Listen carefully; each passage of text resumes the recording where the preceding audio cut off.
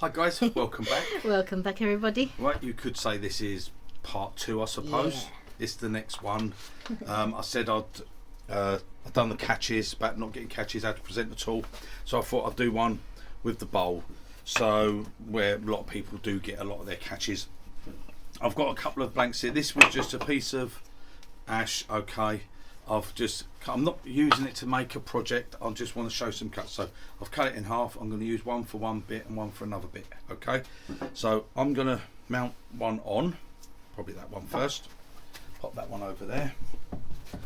I've drilled it for a worm screw, so I'm going to use the full worm screw because I'm going to make some cuts on it and I'm not turning it into anything, and it doesn't really matter, does it? It only takes me a couple of seconds to screw it a bit further. I mean, you can put packing on and have it at that, but, well, I've got the screw, I might as well use it, mightn't I? So I'm going to screw this on. Lisa's going to say a couple of thank yous. Yeah, a few thank yous here. For the buy me a coffees, we've got Terry T, who bought you 5 coffees, and Jeff Vale, who bought a coffee. That's it. And there's a couple of donations to the channel. So Andre Nolawajka MD and David Robertson. Thank you very much. Thank you so and then much. The last thank you that we want to say is thank you to Peter Fuller and the Narrowboat Natterings as well. For the shout out. For the shout out Yeah. on this channel, yeah. They put it out. Well, just a quick one. Remember, I always say when you tighten up, back it off a few turns, okay, and then go back on. Just help it stop it from sticking on at the end. There you go. That's it. Don't over tighten. You don't need to. Pass my glasses. Yes. Yeah. Peter Fuller. Oh, Peter, I want to say, I think your setup there is absolutely fantastic. We'll put a link to the video in for people if you're interested and you want to go and see. He's got his boat, his narrowboat, and at the front of it, he's got his put. Looks like you've put the front of another boat on. I don't know exactly what you've done there. And that's his workshop. Absolutely fantastic. Brilliant. You've got the dream there, mate. You really have. I'd be in my element. I'd have a fishing rod over the side there and I'd be turning there. The two loves. Turning away and then, oh, got a bite, get a fish. Yeah.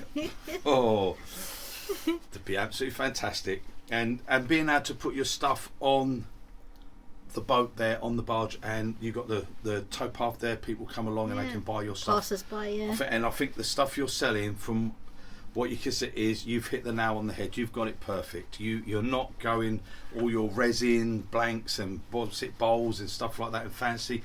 You're keeping it rustic, you're keeping it real, you're keeping it for everyday people that are walking past that see things and go wow, and they can actually see you turning it. If anything, a bit of advice I would give you, stick a sign up, mate, wood turning lesson, £10 an hour, and do some lesson and let people come in and turn something. People will come in and go away with a little bud vase and absolutely fantastic. I think you're onto a winner there. You really are. That's the only thing I'd say. And you're good enough to do it, so just let them come in, use the carbide, turn a little bud vase. Ain't got to do loads of sanding and stuff like that. They're not interested. They just want to go home with a little thing. Look what I took. Look, I'll take the dog for a walk. Look what I've come back with. Brilliant. I feel fantastic, mate. Thank you for the shout out. Yeah, thank you. Look forward to seeing you again. If we see you at Newark or that, or Harrogate, it's Harrogate this time. So if you are going there, we might see you there. Look forward to meeting you again. Right. Okay. I'm going. You and Lucy, yeah. Right. So, getting catches when we're doing things like this, but I'm going to turn this to just a shallow bowl dish shape things. Like I always say, if you're going to start small, do small things. All the cuts are the same no matter how big you go, okay, but it's your confidence. Build your confidence up on the smaller things. Now, I normally like to use spindle gouge. I find on the outside of bowls a spindle gouge is absolutely the best tool ever, but a lot of people use bowl gouges, so I'm going to do, that's why I've got 2 blanks, I'll do both, just show how I would. Now, this is not saying to you this is how you should turn a bowl. How you use your tools is up to you. But if you want to get without having any catches, that's the main bit, okay? If you're not worried about getting the odd catch, then you just do whatever you do and that's it. If you have trouble with getting catches and they bother you and you're frightened of getting catches, this is how you can turn this without getting catches, okay? Now, what I'm going to do first off, I'm going to do this with a spindle gouge. I'm just going to use a 1/2 inch spindle gouge. Okay. Now this is just this is a Record Power. Okay, spindle gouge. It's absolutely brilliant. Yeah, the tool steel is really nice. Okay, this is a 50-degree bevel. Okay, and I have a relief bevel. I always put relief bevel on my tools. Right, makes it easier to control that bevel than a whole long bevel. We spoke about that. Okay, now with this, I don't need to knock corners off. I enjoy the fun of turning it when it's like this. It adds to it for me. Otherwise, I find bowls very, very boring. Now, as I said before, a lot of people will put their tool rest tend to put their tool rest around the front here and want to go across this way. But you've got these edges come down. These are really bad places for catches. Okay, if this is coming from around here like this, and you're going to knock these off, and if you're going to come through like this, it's in a really bad place for getting catches on these. Always, even if it's a round blank, my recommendation, if you want to do catch free, okay, other people can say how they do things, and if they get catches, then that's down to them. Right, on the corner, that's the first bit that's got to be taken away, these edges here. Okay, before I can get to any of this has got to be taken away, and then we'll follow it round. So I want that on my tool post. Okay, in line with that, that's where I'm going to start the turning. Okay, and my tool, I will not be dragging across the bottom or anything. Don't worry about any of this. You ain't even got to clean that up yet. The main thing is you want to get rid of all this and get it into shape. Okay, now if we come along with our tool too straight and we're on our tip, we're going to cause problems. So we need to see where our bevel is. And what we're going to do is we're going to basically just cut in to there.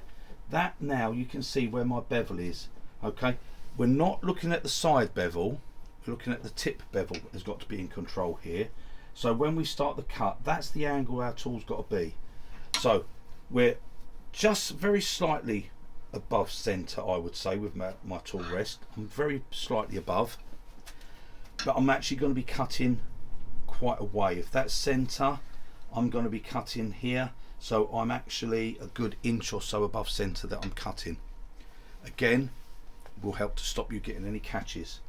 Right, bevel, if you see where the bevel's going, that's the angle of our tool. It's no good having our tool here, because that bevel's never going to come into contact with that wood. Okay, you can see here, that's where we've got to be. Okay, that's the angle of our tool. So we're going to cut in, and we're going to have our bevel in control, and we're going to push. So it's a bevel controlled cut.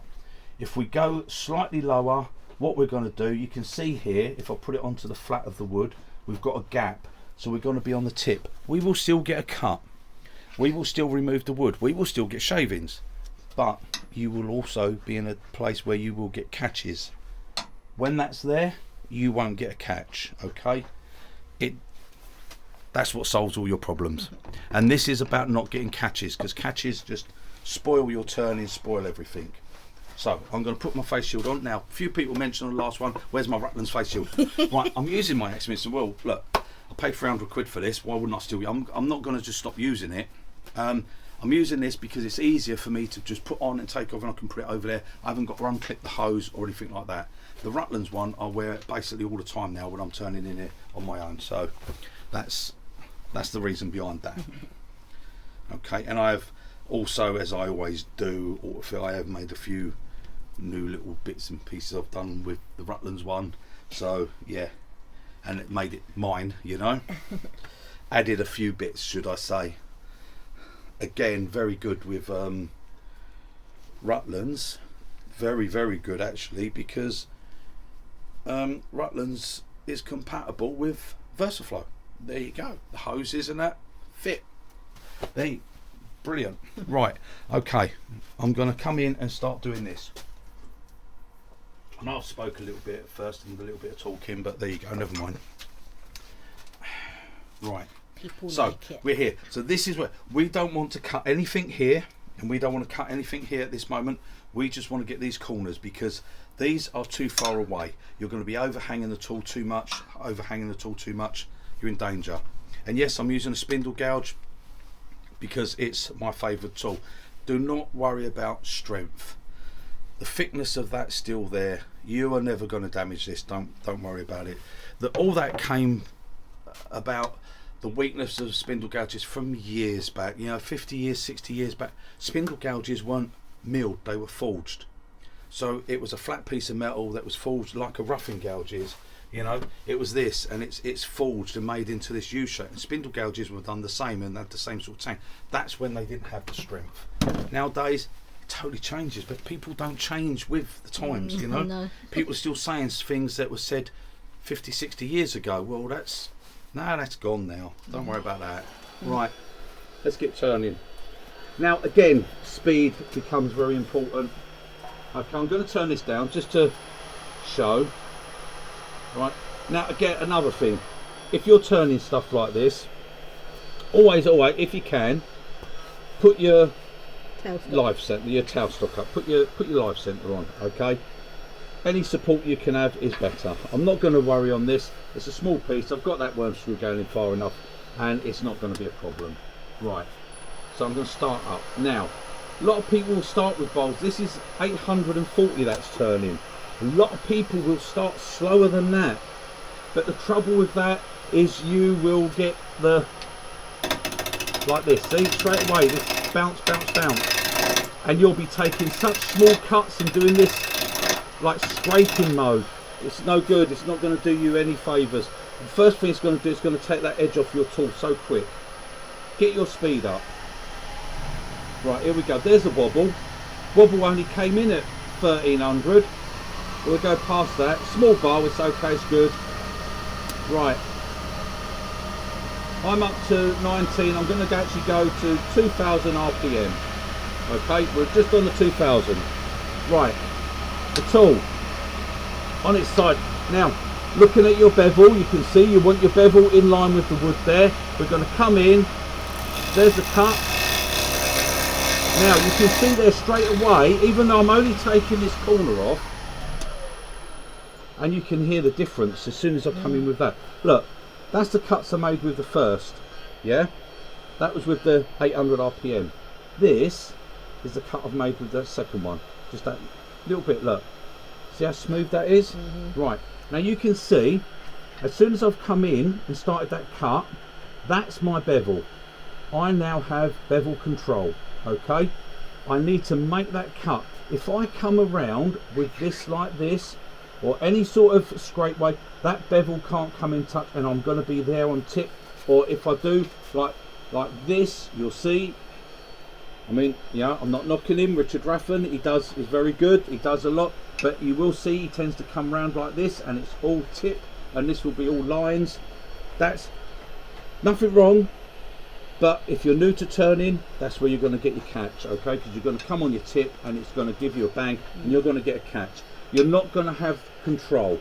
You're new to turning, you're not going to be able to control your tool the way Richard Raffan knows how to control his tool. He's 60, 70 years of turning, he knows how to control his tool, right, with what he's doing. New turning, you're not going to do that. You really need to get your bevel to help you, okay? That's what it's there for. So, tools down nice and low. As you can see, that has got to be straight basic when you look at your bevel. So if it's there, it's coming here, that's no good. If it's there, it's going that way, that's no good. We want it straight, so that's our bevel. Just look at your bevel before you start. Think, right, that's okay. Your tool's turned off, so it's not going to be cut. So we come in, and all it is a slight rotate. That picks the cut up. As soon as we start that cut, because again, there's nowhere here to rub your bevel until you start the cut. There's no bevel cut, anchor bevel cut doesn't exist in this. It's cut, then the bevel has got a place to go, then you can follow that. Right, let's start up and start to get this rounded. So here we go in, our bevel's on a straight line there, in, bevel's on. Now I've got bevel control. Now I can come in, I can come out here and push in, and my bevel will still get control. As soon as it comes on, that's my bevel there, look, bevel's controlling it. Right, that's that. Now, as soon as I've made that little bit, and it's very, very quick, As soon as I've got these two bits away, I've now got, look, I can get my finger down here. Get your tool rest in. It will help you immensely and stop you getting catches. Don't worry about any of this here at the moment. We are not dealing with that yet. Right, again, so we can come in now, and you can see my flute is closed, okay? So I come in and it's just rotate. That's all it is. Come on and rotate. Now my bevel's on. Now, you're not going to try and just push straight in at that, because you've got to come out.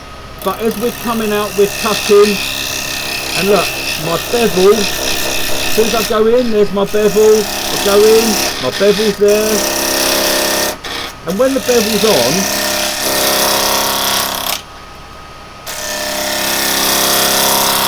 you just bring it round a bit.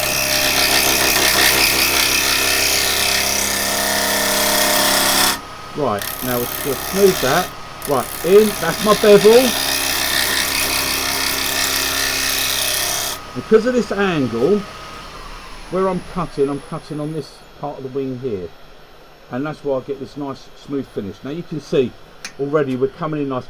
The bevel is in contact all the way along on this piece of wood. Now, if you don't have your bevel, if you raise your handle a bit and it comes there, okay, you're going to control it, it's going to cut, but there's a chance that it can pull you down, okay, because it's got leverage on here. When your tool's at this angle and your bevel's on, okay, even there, it cannot pull that tool down, it can only cut. There, it can pull the tool down. Here, it can't pull it down, because it's a bit like the front of a pair of skis, where it goes up, okay, that goes over the top, and you can't go in because the bevel is on there. The bevel can't possibly push into the wood. See, I'll just move the wood. The bevel can't push in. If I put it there, the tip can push in. See, the tip went in straight away. If I put the bevel on and I push, the tool cannot dig in at all. So all the pressure's coming onto the cutting edge. It's trying to push it down, but it can't go nowhere, because that flat piece of metal, which is our bevel, is stopping it being able to move in. If it's unsupported, as in there, and it's pulling down, it can move the tool in, and it will want to feed in, and it will also want to go down, and that's when you will get your catches. And very quickly, as you can see, we've also got a big finger gap here, okay, so we want to come in again. We don't want nothing to hit, okay, there we go, and we're getting it in. So we're now going to come round and we're going to start to take those corners off, so we want to be careful. So again, here we come in, there's our bevel, we're at a nice angle. You can see where the wood's cutting, look, it's cutting there. This is all bevel controlled, okay, this whole thing, look, I can move it along, it's all bevel controlled. Now, if I want to take a bit more wood from up here, all I have to do is, as I come in, I slightly raise my handle, and that will give me a deeper cut, but still giving me bevel control. That's just a bit of bark flying off and hitting over there. Now, because we're coming up to this top bit, again, look, I'm just doing it with a bevel control. Now, I don't want that to just bust off, so all I will do is turn the tool, handle right down, and come in here, and again, because we're at this angle, we've got bevel, look, there's our bevel, because we're at this angle here, we can't get no catching. If you try and do it this way and come across, there's always that chance it's going to try and pull you down and give a catch, okay? So we've got those corner bits off, so we're going to come in again, and I always find it's better to move it when it's actually spinning, because you can see everything here, you can see, so you can see if it's going to touch anything. Now, the other side is going into a push cut. So we do the same, we start, we've come around, we've got our bevel. Now we raise our handle and we start to actually do a push cut with the bevel still in control.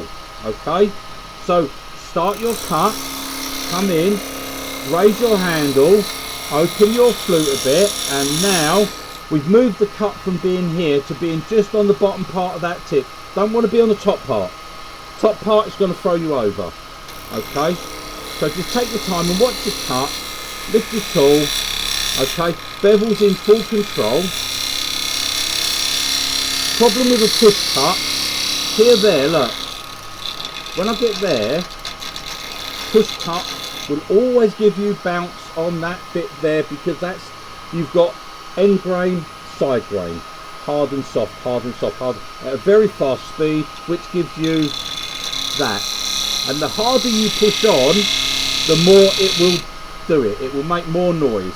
Okay, and what you'll tend to do is you'll come on, you'll get your push cut, it's all nice, we're push cutting round, start to bounce, you'll push harder, and you'll come round here, and you push in really nice and hard, right, and what you'll do is you'll start to get this shine. That's not good, that's bevel rub, that's the bevel's rubbing too much. I'm just going to get rid of this lip. There we go. Right, that's push cut. It's good for removing the wood, but the trouble with the push cut is, like I said, we come in, we raise our handle, because for a push cut we need to get more on this plane, okay, like this. And as we come along, we get to here, everything's good there until we get to here, and you'll hear it. There, it's starting to bounce, okay? Don't push harder to stop your bouncing. Leave it to travel across the wood, okay? Although you can hear it and you think it's going to be a problem, it won't. Don't push harder. Go lighter. I was going to say gentler, but go lighter with it. Right, so there's that cut. Right, if you go lighter, let the tool do its vibration. Don't push it on. We want it to follow through.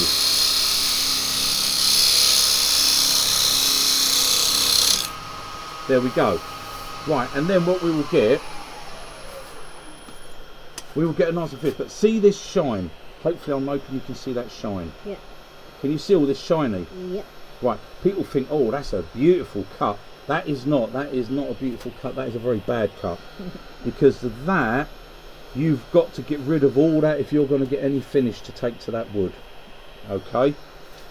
That will not be good. You do not want a shine on your wood. And that's what you will get a lot of the time with push cuts. And you will get these lines, they do sand out very quickly, but they are bevel rub. And you cannot stop, because this is the end grain, okay, and this is your side grain. This is harder than this, and it will always cause you a bounce, because when your bowl is here, and yes, it's nice and it's smooth, okay, it's perfectly smooth. When that's spinning at any sort of speed, that is not smooth and round like that. That goes out of shape. If you could see it in a real slow motion, so they could show, you'd see that wood moving, and it would not be, it will be more of an oval shape rather than a perfect round. And that's when we get trouble with end grain tear out, because it's tool bounce. By lightening up, you will get rid of any tear out, but you will get this shine, which is not what you want. Okay, now we're going to move across, because now we've got all that away, is when we're going to sort out doing something to that bottom. And again, the temptation is to come here and pull across like this, okay? You're going to take that edge straight off of that tool, and you're going to have to resharpen. We're not going to sharpen at all on this bowl. We'll do 3 or 4 bowls on the bottom like this, not sharpen quite easily. So all we're going to do, our bevel has got to be straight again, okay? So that when it cuts in, our bevel's on contact. That way, it cannot physically make that tool go like that, because the bevel stops anything moving.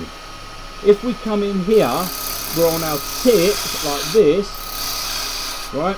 First the dust changes, that will be very rough because it's using the tip, and we're just going on a tip like this. Now the trouble with that is if there's any grab, it can always move forward and go in. So we want to get it so that we're cutting at the right angle and we're actually slicing in. Okay? And by being above centre, you can see how high above centre I am. The wood is coming onto the bevel here. Okay, it's very awkward to see. Lisa goes round there. Yeah. She goes around and stroking her, get that round. And you can see here, you can see where the cut is starting. I'm actually on the top of the wood.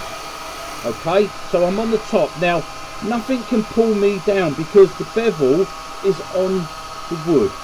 So that's where you get catch-free turning. And all I'm doing, I'm just raising my handle as I'm cutting it. As that's getting smaller, I'm raising my handle. Okay, and now we've cut that all in, got rid of it, without doing any blunting of our tool, no risks of catching.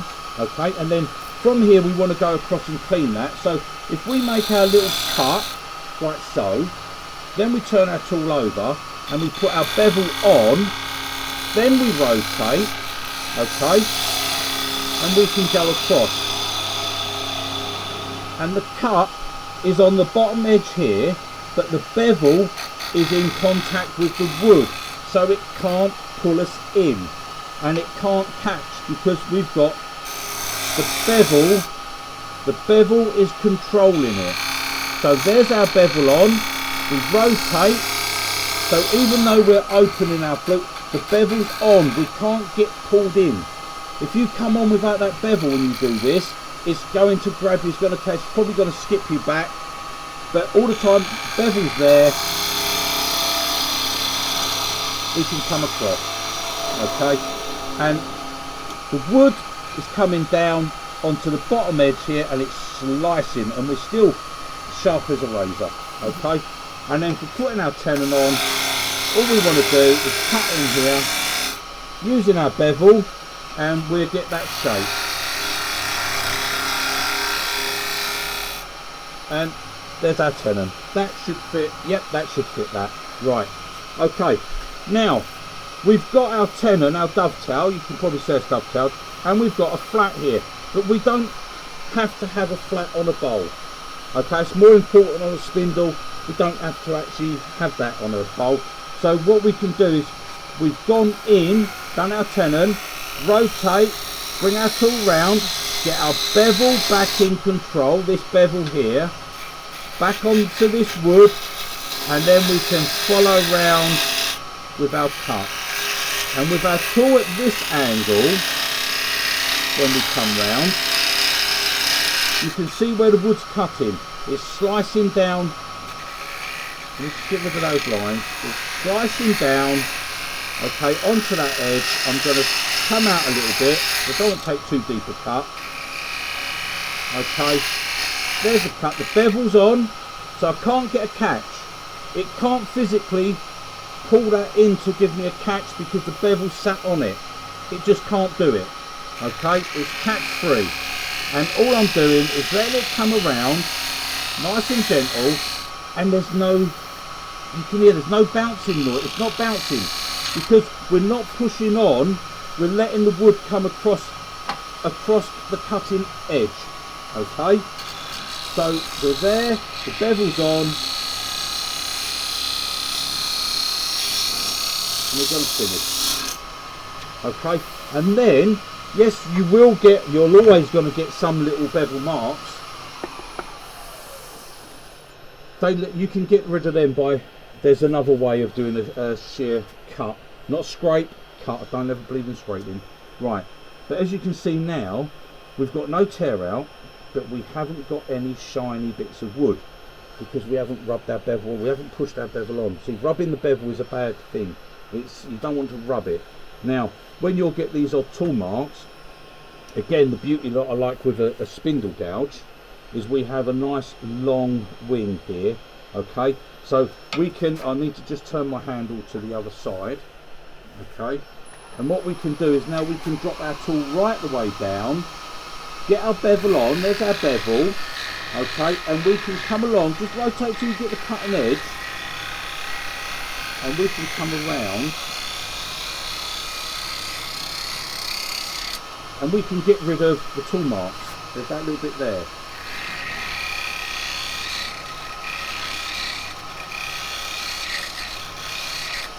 See, and the tool marks will disappear.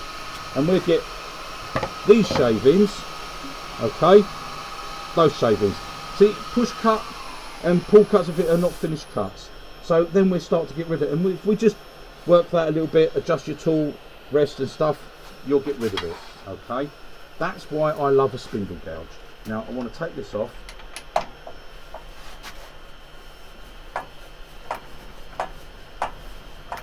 Watch these edges, they're very sharp. Well, not you watch these edges, because this ain't you not doing it, but when you do your bowl, if you get those edges, right, that is going in quite a long way, that screw. I might have put a little packer on the next one. Right, okay, let's take that off. And now what we're going to do is I'm going to put a little packer on there, okay. I don't need as much screw as that, so just a little disc of MDF, okay. Just screw it on, turn it to the size, and that's done. There we go, that's on. Block that, remember, just nip, that's it, back it off. Back it off, that way it won't ever stick on you. If you don't back it off, you'll get to those point and you'll be using things to try and get your bowl off when it's all nice and smooth and shiny. And you mark it up. Right, there you go, that's on. Right, so now, because a lot of you might not want to use a spindle gouge for whatever reason. Let me take this off a minute. You might not want to use a spindle gouge for whatever reason. A lot of people believe they're not strong enough. Well, you've just seen they are perfectly strong enough. Absolutely. Because we're not putting our tool under any force. And if you are worried, get yourself a 5/8 spindle gouge. Okay, this was off of eBay, Shop Monkey Pro, this one. My other one I got from America, Thompson Tools, but it's expensive. These, very good. Look at the thickness of that there. Okay, it's a very thick, solid tool. That is just as strong as that, which is the same size bowl gouge. Okay, this has as much strength. In fact, this has got more steel in the center here than what a bowl gouge has, because it's a deeper flute. It's exactly the same piece of metal, same size. This one isn't milled as deep and the wings are lowered. This one, they mill it deeper and the wings are high. That's the difference, but they're exactly the same pieces of steel. Okay, they are just as strong as each other. And at the end of the day, you never shouldn't be holding over there anyway in this situation. If you're holding over there, you're doing seriously wrong anyway. And there, this tool has got as much strength as any other tool. Okay, so don't worry about that with spindle gouges. Strength only comes in when you've got to overhang further. But when you're doing that, the only time you should be overhanging any distance is when you're hollowing. And if you're doing that, as long as your bevel's in control, your bevel's taking all the pressure off of you, because when the bevel's on, it cannot push into the wood. The only time is if you don't use a bevel, then obviously this can pull down and cause problems. Okay, right, so that's right, that's a big, I'm not going to go to a bigger one, I'm going to use the same size but in a bowl gouge. So let me just check what I've got here. Right, okay, so we've got a bowl gouge. Now we come to this bit with the deeper flute. Okay, now this makes it a little bit different when you come in here, because when you get this on, you've got a lot more wing, so you've got to be a bit more careful. They can be a bit more grabby if you like, but everyone seems to think you must use a bowl gouge for things like this. You don't have to, but if you use them, like I said, all tools, it doesn't matter what the tool is, they're all the same as long as you use the bevel. It's the bevel that matters. Okay, so right, I've got to be a little bit further away because this is a bit closer here. Right, now you'll see so many people will do this and pull round here. Okay, hand on the tool rest and pull round here. The thing with that is you've got this wing, you're going to blunt it. That is so fine, that top, you're going to blunt it so quick, okay? So if you're going to use a bowl gouge, basically do exactly the same. Now, I don't stand here and do it this way. I always put it in my left hand because I'm not stupid. I don't want to be standing here where everything's going to come off. So, we do exactly the same. Tools closed, come in, rotate, pick up that cut. There we go. Right, straight away, bevel's gone on. Right, the only thing with this, you've got a bigger wing, so it will take more wood. Now, that's fine when you want to remove this all quick, like this. But when you're new to turning, you've got to get that dead right every time. And when you come in here, you take a little bit too much wood, that's when you'll get your catches. Now, straight away, look at this gap. Too big. It's very easy, the tool's handling it. But don't put yourself in that position. Catch-free turning. Now, if you look here, you can see all the shadow of the wood. Obviously, don't move your tool rest by going and ramming it. Come in nice and gentle. Everything about wood turning, there, just there. Can you hear it? Right. Well, if that happens, because I'm moving it really slow and gentle, there. No drama, okay? No drama. Right. So, we're coming in again. Now, it's exactly the same. Look where my flute is, okay? You don't want to be here pulling across here. Don't want to be pushing, cutting, not at this point. Not with this tool anyway, not 50 degrees. Right. Our flute, again, is straight, okay? As I come in, I just start. Don't push in at that because that will be a scrape. Just start, turn it. There. Right, now. It's a bit harder to see here, and I'm not going to do it with the lathe running because if I make a slight wrong movement, I'm going to get a nasty catch. Right, you can see how smooth this is. You see what's like. As we come in, bang, our bevel's on. So we have to start the cut.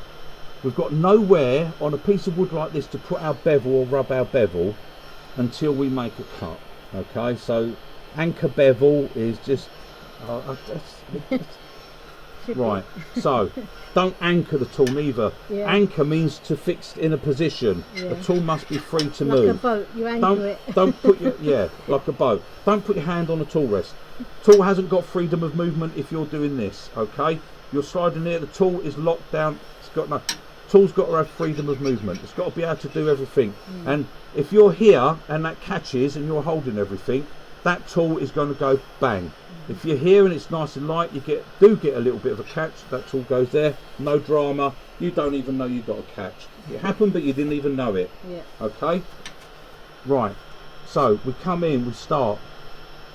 Cut, bevel, bang, bevel's on. Now we've got full control. Now, no matter what happens, that cannot go down because that bevel, that metal touching that, stops that tool ever going that way.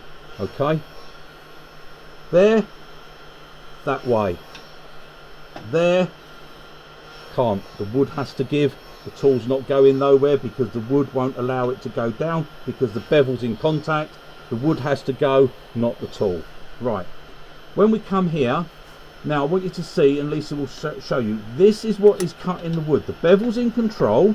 Okay, we've got bevel touching in all around. From there around, the bevel is touching. So when it's there, what's cutting is this edge here, okay? But this is where you've got to be careful with bowl gouges because that's quite a big edge and that can want to take more wood like here than you want. When you start to get to here, like I did, I've got the whole of that wing cutting. And that's okay. As you get better, you'll be able to do it. You'll be able to take full cuts and everything. You'll be prepared. You'll know what's happening. When you're new to turning, don't try it. Don't take too much wood, you'll end up in trouble. Okay, and what we don't want to do on this is to come around. You can't put your bevel on here and cut because the minute you put that bevel on, the minute you go for a cut, bang, that's going to happen. Okay, because the bevel will just get pushed out the way, the cutting edge will take over and it will come there. You can't do it. Don't try. what you would do, and a lot of people will do, is this, and scrape round. And what you'll be doing is you'll be doing this.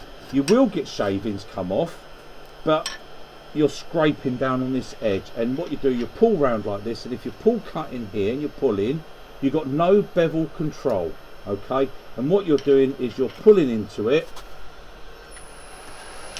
You're pulling into it like this, okay? And you're getting this cut, right? You're pulling in and you do this. You've got no control whatsoever. The shavings are not shavings, they're chippings, okay? And this is your finish.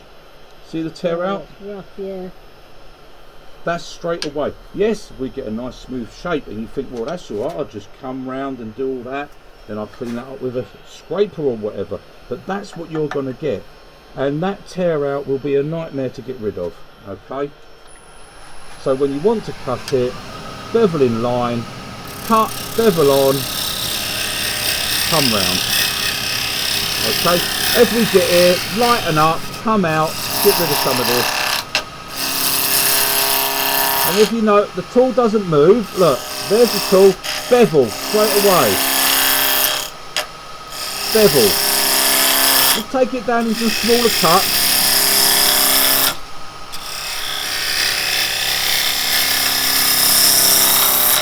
Okay, and then we come back down. What we'll do first is we'll move our tool rest in. We will push in, rotate, bevel.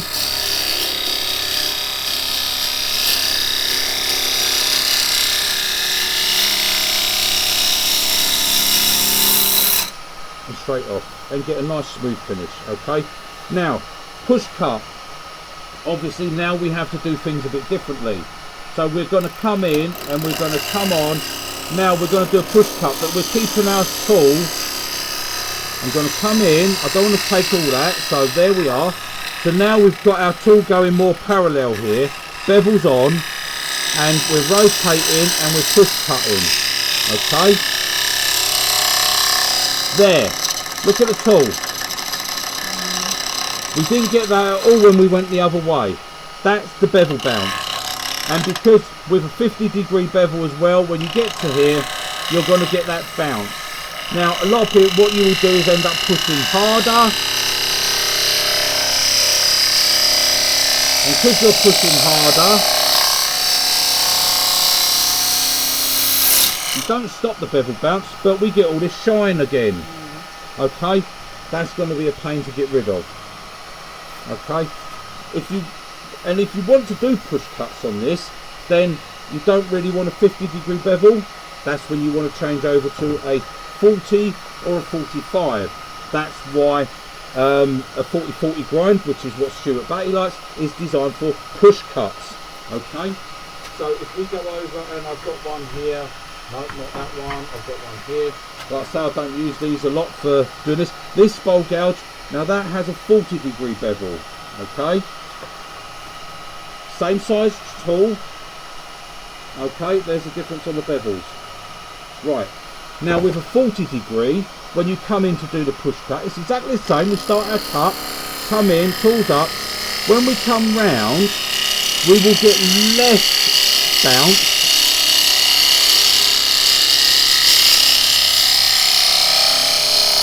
We get a bit there, a little bit there, because that's where we're right on that peak of it. Right, but we'll get less bounce here. The reason being, when you have a 50 and you've got the bevel on, you're pushing more onto the wood there. If you change to a 45, or even better still a 40, when you push on the tool, you're not pushing on, your tool will more push that way. And when you've got a 40 and you put it there, which will be slightly less, if you push the tool will naturally do that and slide. Okay, when you've got a 50 and you push the tool pushes that way. Okay, that's why more bounce with that, less bounce with that. And because we get less bounce, we get less shine. Okay, but it's still not the best, it's not a finished cut. Now when you come to do the bottom for tenons, the bowl gouge, we can slice in but it's not really good for it. Okay, so most people will pull across and then you'll do a little cut, but you're scraping and stuff. Really, change your tool and use a different tool to do that. Okay, this ain't the tool for doing it, because you will come here scrape mode. If you try to use the bevel, you're probably going to get the wing caught and get a catch. Okay, a 45, obviously it's got a slightly lower wing. I've lowered the wings. Always lower these wings down. You don't need these bigger up in the air wings. Okay, a 45 will do it. This will act, it's a bowl gouge, but it will act exactly the same as a spindle gouge, and we can come in the same. As you can see, I'm above centre. There's centre down there. Okay, I'm cutting way above centre and I'm slicing in. So every time I make a cut, as soon as I make that cut, that's it, my bevel's on. Okay, and my bevel, I can't physically be pulled down.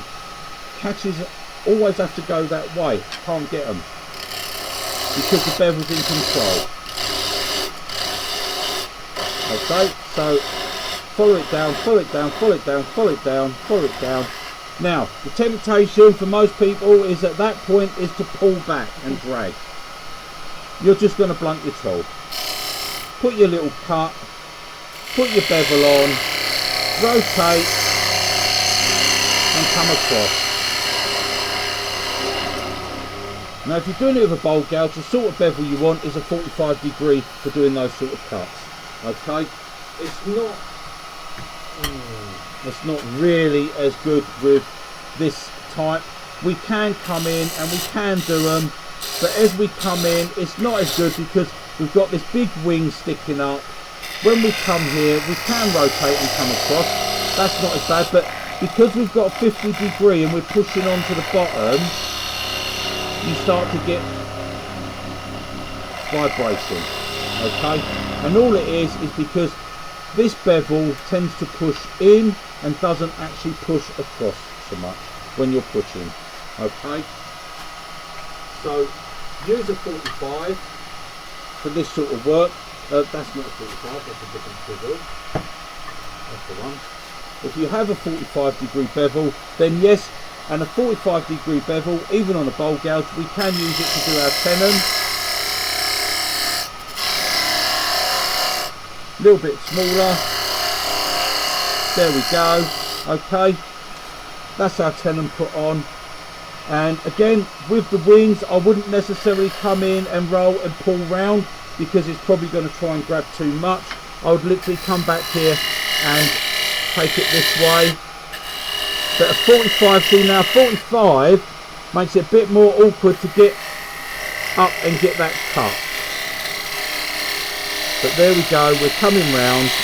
We've got to drop our handle very low.